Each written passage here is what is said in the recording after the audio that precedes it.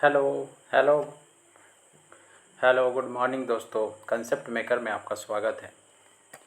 जैसे कि दोस्तों आप लोगों ने स्क्रीन में देख पा रहे होंगे, एक बच्चे ने पत्थर पत्थर को गोल गोल घुमा रहे हैं, मतलब क्या सर्कुलर मोशन में घुमा रहे हैं। तो उससे रिलेटेड हम लोग जो पिछला क्लास में मोशन के बारे में पढ़े थे, उससे रिलेटेड हम लोग क्वेश्चन आगे पढ़ेंगे।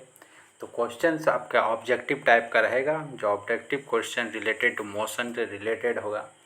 तो आइए दोस्तों हम लोग स्टार्ट करते हैं मोशन से रिलेटेड क्वेश्चंस का। तो आपका पहला क्वेश्चन ये रहा, what would be the displacement of a particle moving in a circular path of radius r. मतलब एक सर्कुलर पाथ में एक बॉडी डिस्प्लेस्ड किया, पार्टिकल मूव किया एक सर्कुलर पाथ में, जिसका सर्कुलर पाथ का रेडियस क्या है आर।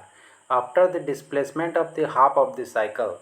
अब देखिए, आधा साइकिल कंप्लीट करने के बाद उस सर्कल का उसका डिस्प्लेसमेंट क्या होगा। तो हम लोग क्या जानते पढ़े थे दोस्तों डिस्प्लेसमेंट के बारे में हम लोग।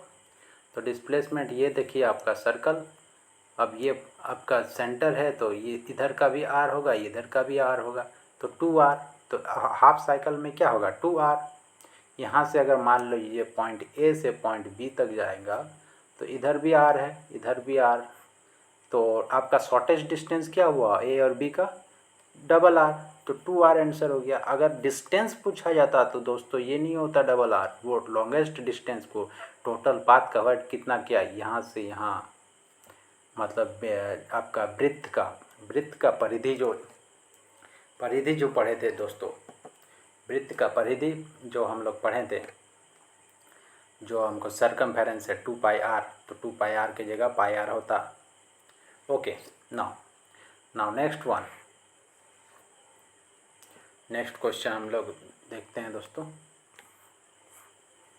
The path length travelled by a body in a given time interval is known as, क्या किसको बोलते हैं पाथ लेंथ। अभी हम लोग पढ़े डिस्टेंस, क्या बोले total length covered by a body is known as distance. So distance हम लोग क्या किसको बोलते हैं, टोटल पाथ कितना कवर्ड किया उसको बोलेंगे डिस्टेंस। तो यहाँ पे क्वेश्चन में क्या दे, path length travelled by a body, path length travelled by a body in a given time interval is known as distance, nothing, it's very easy. तो हम लोग दूसरा क्वेश्चन जान गए। Third one is, which of the following situation is true and possible. कौन सा सत्य है और पॉसिबल हो सकता है। If the velocity of body is zero, अगर velocity of body is zero then the acceleration can be non zero. अगर मान लीजिए 5 का स्पीड में जा रहा और बॉडी रुक गया, तो बॉडी रुक गया तो मतलब क्या, उसका वेलोसिटी जीरो हो गया। लेकिन फाइनल पहले कुछ उसका स्पीड था, फाइनल माइनस इनिशियल कुछ उसका वैल्यू आएगा टाइम इंटरवल, तो एक्सलेरेशन मिल जाएगा हमको। एक्सलेरेशन जीरो तो नहीं होगा, नॉन जीरो होगा। तो पहला क्वेश्चन ही आपका सही हो गया, आपका फर्स्ट। ए बॉडी, सेकंड देखते हैं, ए body is moving in a constant velocity can be acceleration. अगर मान लीजिए कोई बॉडी कांस्टेंट स्पीड में जा रही है तो एक्सलेरेशन आएगा, कभी चेंजेस आएगा ही नहीं है उसकी स्पीड में, तो एक्सलेरेशन जीरो होगा हमेशा, और हमेशा एक्सलेरेशन जीरो होगा। Magnitude of distance and displacement are equal in circular motion. अब देखिए magnitude of distance and displacement एक कैसे हो सकता है, जब दोनों अलग अलग चीज़ है। तो डिस्टेंस, शॉर्टेस्ट डिस्टेंस को डिस्प्लेसमेंट बोलते हैं, टोटल पाथ कवर्ड को डिस्टेंस बोलते हैं, दोनों अलग होगा ही नहीं, तो बिल्कुल तीनों गलत हुआ, फर्स्ट सही।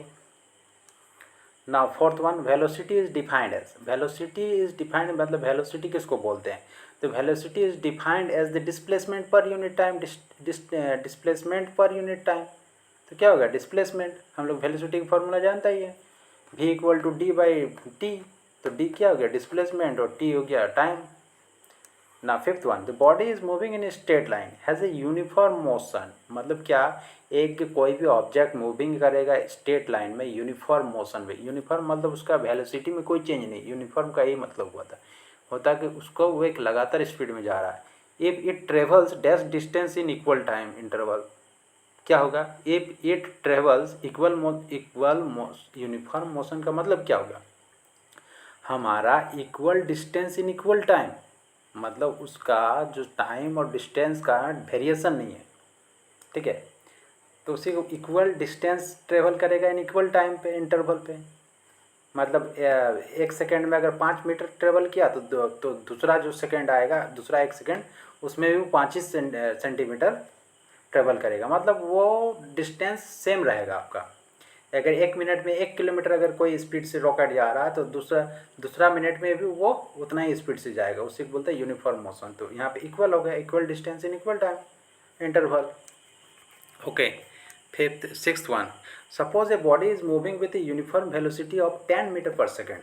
मतलब एक बॉडी, कोई भी ऑब्जेक्ट हो सकता है, कोई भी चीज़ हो सकता है। Suppose a body is moving with a uniform velocity, मतलब क्या, उसका वेलोसिटी यूनिफॉर्म है। Okay, uniform velocity.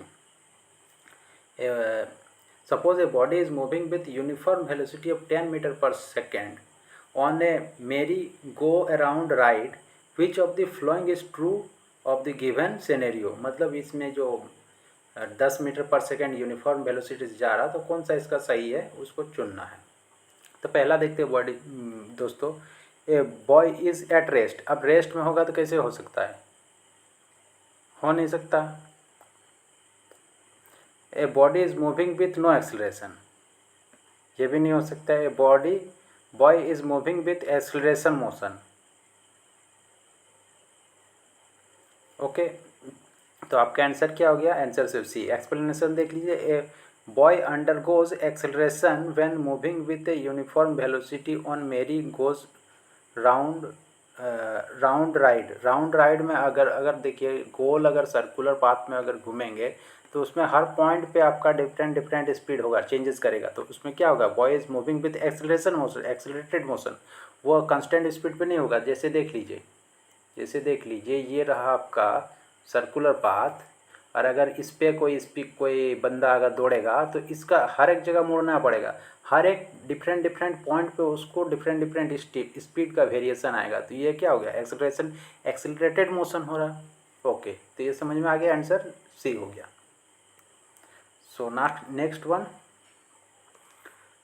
One seventh one, what does the slope of distance time graph. अब देखिए ग्राफ का बात करेंगे, ग्राफ का हम लोग बात करेंगे। तो ये देखिए ग्राफ ऐसे होता है, ये देखिए डिस्टेंस और टाइम, अगर इधर टाइम है और इधर डिस्टेंस है, ठीक है। Distance time graph, speed equal to क्या हम लोग जानते हैं, speed equal to distance by time, distance by time. Okay, तो डिस्टेंस देखिए, डिस्टेंस और टाइम का स्लोप अगर खींचेंगे तो हमको क्या मिलेगा, ग्राफ अगर खींचेंगे तो स्पीड मिलेगा। अब देखिए इस डिस्टेंस और टाइम, एक रहता है डिस्टेंस है, टाइम है। मान लीजिए ये 1 सेकेंड, 2 सेकेंड, इसमें डिस्टेंस 1 मीटर, 2 मीटर।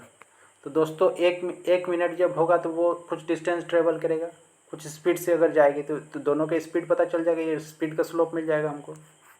ओके, यहाँ तक समझ में आ गया, तो आंसर आपको पता चल गया। स्पीड, डिस्टेंस और टाइम का अगर ग्राफ खींचेंगे तो स्पीड का बनेगा, स्पीड पता चल जाएगा आपको। Okay, now next one, what does the slope of the velocity time graph. Velocity और टाइम का ग्राफ अगर खींचेंगे, अब देखिए ये दोस्तों एक्सेलरेशन का कंसेप्ट आपका क्लियर हो जाएगा, ठीक है। एक्सेलरेशन का कंसेप्ट पर बात करेंगे हम लोग। अब देखिए वेलोसिटी और टाइम का ग्राफ, ये रहा आपका वेलोसिटी, ये रहा टाइम। अब दोस्तों ये अगर ग्राफ अगर देखते हैं तो एक्सेलरेशन मतलब वेलोसिटी हर एक डिफरेंट पॉइंट पे चेंजेस आएगा, डिफरेंट चेंज पॉइंट पे आपका वेलोसिटी चेंज करेगा। तो आपका क्या होगा, ग्राफ जो मिलेगा हमको किस चीज़ का मिलेगा, एक्सेलरेशन का graph. The slope of the velocity time graph is given in acceleration. तो वेलोसिटी और टाइम का अगर ग्राफ खींचेंगे उसको हमको क्या मिलेगा, एक्सेलरेशन मिलेगा, ठीक है। नाउ नेक्स्ट वन, तो आंसर आपको पता चल गया, आंसर हो गया C. Now next one,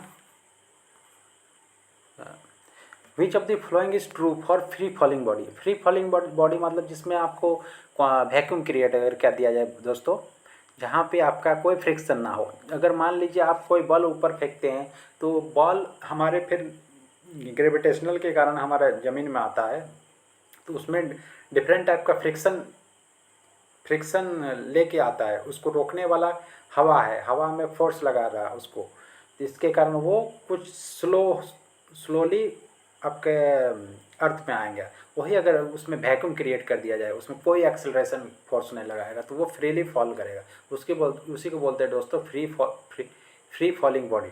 okay, तो फ्री फॉलिंग बॉडी में क्या होगा, non zero acceleration. Free falling body, which of the following is true of a free falling body? It is moving with non-uniform motion, it is zero velocity, it has constant non-zero acceleration। मतलब constant non-zero मतलब जो speed उसका होगा वो constant होगा, non zero होगा।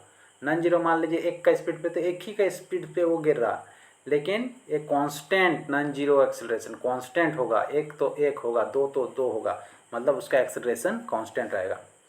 Okay, now next one हम लोग बात करेंगे question number 10। The physical quantity that has both magnitude and direction is known as. जैसे कि दोस्तों आगे हम लोग पढ़ेंगे आगे क्लास में कभी, तो इसको हम लोग जैसे हम लोग इसका इंट्रोडक्शन हम लोग बात किए थे वेक्टर क्वांटिटी स्केलर क्वांटिटी के बारे में। तो स्केलर क्वांटिटी जैसे हम लोग का अभी थोड़ा रूबरू हो जाते हैं दोस्तों, इंट्रोडक्शन ले लेते हैं। तो स्केलर क्वांटिटी उसको बोलते हैं दोस्तों जिसका मैग्नीट्यूड होगा, जिसमें डायरेक्शन नहीं होगा। जैसे डिस्टेंस हम सिर्फ बोलेंगे तो डिस्टेंस किधर, डिस्टेंस 5 मीटर 10 मीटर जो भी है उसका मैग्नीट्यूड पता चल रहा है, लेकिन इसका डायरेक्शन नहीं पता चल रहा कि डिस्टेंस क्या बोलोगे। डिस्टेंस सिर्फ डिस्टेंस बोलेंगे तो क्या समझ में आएगा, या तो 5 metre 10 metre 1 kilometre 10 kilometre 20 kilometre ये से बोल सकते हैं। लेकिन अगर हम बोलेंगे डिस्प्लेसमेंट, तो डिस्प्लेसमेंट को लिए बोलने के लिए दोस्तों किस साइड में आप डिस्प्लेस्ड किया, और कोई भी ऑब्जेक्ट डिस्प्लेस्ड किया तो मतलब क्या हो गया कि वो बॉडी डिस्प्लेस्ड किया किसी डायरेक्शन में किया होगा, या तो ऊपर या तो नीचे या साइड या लेफ्ट या राइट या अप या बॉटम, किसी भी साइड होगा। तो मतलब उसका क्या मैग्नीट्यूड के साथ उसको बता रहे 5 मीटर अपने दाएं ओर घिसका दिया, 6 मीटर आपने आगे की ओर घिसका दिया, तो मतलब इसका मतलब क्या, आपने उसका मैग्नीट्यूड तो पता चल गया कि आपने 10 मीटर घसकाया, उसका मैग्नीट्यूड पता चल गया, लेकिन उसको डायरेक्शन भी आपको पता चल रहा है। डायरेक्शन क्या पता चल रहा कि मैंने राइट साइड में इसको घसकाया या तो लेफ्ट साइड में घसकाया, उसका डायरेक्शन भी पता चल गया, उसको बोलते हैं वेक्टर क्वांटिटी। तो या हमको जहाँ तक लग रहा है आपका vector quantity scalar quantity concept clear हो गया है। तो जैसे ये क्वेश्चन में क्या बोलता है, physical quantity that has both magnitude and direction. अभी जो हम लोग बोलते हैं जिसमें मैग्नीट्यूड और डायरेक्शन दोनों का होगा उसको क्या बोलते हैं, वेक्टर क्वांटिटी। तो आप लोग देख पा रहे हैं इसका क्या होगा, vector quantity. Option number A सही। Now next one 11। The numerical ratio of displacement to distance from moving object. अब देखिए रेशियो निकालना है डिस्प्लेसमेंट टू डिस्टेंस। अब देखिए हम लोग जो इतना पढ़े हैं, जो हम लोग मोशन के डिफरेंट चीज़ पढ़े हैं, मोशन पढ़े हैं, उसका टाइप्स पढ़े हैं, उसमें डिस्टेंस पढ़े हैं, डिस्प्लेसमेंट पढ़े हैं। अब देखिए डिस्प्लेसमेंट और डिस्टेंस पे घूम के फिर के बात आ रही है। अब देखिए डिस्प्लेसमेंट और डिस्टेंस का हम लोग रेशियो निकालेंगे। अब देखिए दोस्तों अगर आपने ध्यान दिया होगा तो डिस्टेंस हमने क्या बताया था, डिस्टेंस हमेशा ज़्यादा हो रहा था, हर केस में ज़्यादा हो रहा था, क्योंकि वो टोटल पाथ कवर कर रहा था। जबकि हम डिस्प्लेसमेंट का बात कर रहे थे तो वो shortest distance between the initial and final position का था। मतलब क्या, वो शॉर्टेस्ट डिस्टेंस था। अगर आपको बाज़ार जाना है तो जो आपका सबसे सामने वाला रास्ता होगा वही आपका डिस्प्लेसमेंट हो गया, शॉर्टेस्ट डिस्टेंस। लेकिन वही बाज़ार जाने के लिए अगर हम इधर से घूम के 10 किलोमीटर घूम के मोहल्ले से मिल के जाएंगे तो वो आपका डिस्टेंस कहलाएगा। तो डिस्टेंस हर एक केस में ज़्यादा होगा, ठीक है, या तो इक्वल होगा। अगर उसी रास्ते पे गए तो डिस्टेंस डिस्प्लेसमेंट इक्वल होगा, लेकिन डिस्टेंस हर केस में लगभग क्या ज़्यादा ही होगा, लेकिन लगभग मतलब ज़्यादा होगा या तो बराबर होगा, लेकिन उससे कम नहीं होगा, ये आपको ध्यान में रखना। तो क्या होगा, इक्वल और लेस देन 1 क्या होगा। अगर मान लीजिए डिस्प्लेसमेंट और डिस्टेंस का अगर रेशियो निकालेंगे, या तो एक आएगा, डिस्प्लेसमेंट हमेशा कम रहेगा, या तो बराबर होगा, बराबर जब होगा तो 1 आएगा रेशियो, और जब डिस्प्लेसमेंट कम होगा तो क्या होगा, लेस होगा, लेस देन 1 होगा। तो ये क्वेश्चन आपको समझ में आ गया बिल्कुल मक्खन की तरह। तो जहाँ तक हम समझ पा रहे हैं कि आपको ये कंसेप्ट क्लियर आ गया होगा, वेक्टर क्वांटिटी स्केलर क्वांटिटी, और आपका ये डिस्टेंस डिस्प्लेसमेंट का कंसेप्ट पूरा क्लियर हो गया। अब बात रहा कि दोस्तों पढ़ने से नहीं होता है, उसको समझना है कि डिस्टेंस और डिस्प्लेसमेंट में डिस्प्लेसमेंट डिस्टेंस के बराबर हो सकता है, लेकिन जब डिस्टेंस हमेशा डिस्प्लेसमेंट के ज़्यादा होगा। हमेशा बोलने का मतलब क्या, किसी केस लेंगे तो वो ज़्यादा ही होगा, या तो बराबर होगा उससे ज़्यादा होगा, लेकिन कम नहीं होगा। ये बात समझना है आपको। तो दोस्तों जैसे कि आप लोग को समझ पा रहे हो कि हमने ऑब्जेक्टिव क्वेश्चन लगा लिए मोशन के। तो आपको अगर वीडियो पसंद आया होगा तो ईमानदारी से सब्सक्राइब करेंगे और लाइक करेंगे, और आगे आपका और भी मज़ेदार वीडियो लाएंगे हम लोग दोस्तों, जो आपको देखते हैं 1-2 दिन में और वीडियो अपलोड करेंगे जो टेक्निकल रिलेटेड होगा, जो काफ़ी इंटरेस्टिंग होगा, जो आपके इंटरव्यू में, अगर कोई भी इंटरव्यू में पूछ सकते हैं या तो कहीं एग्ज़ाम में पूछ सकते हैं, तो उससे रिलेटेड बात करेंगे। तो थैंक यू दोस्तों, आप कंसेप्ट मेकर में बने रहें और इनको ज़्यादा से ज़्यादा शेयर करें। Thank you.